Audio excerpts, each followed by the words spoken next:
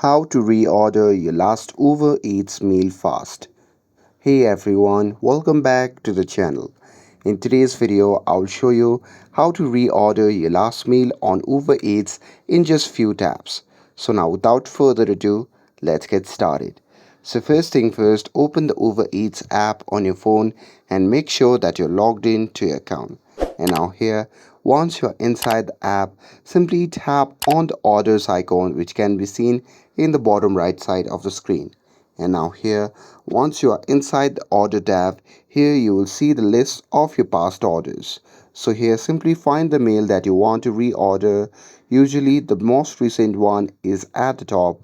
And now here, just tap reorder button next to that meal.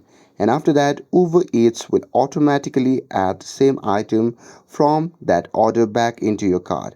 And here you can check the card that and make any changes if needed, and after that you can just tap on checkout to confirm, and after that your meal will be on the way just like before. And that's it.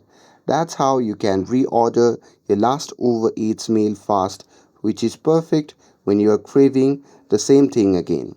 And with this, if you found this video helpful, then don't forget to like, share, and subscribe to get updated for more videos. Thanks for watching, and I will see you in the next video.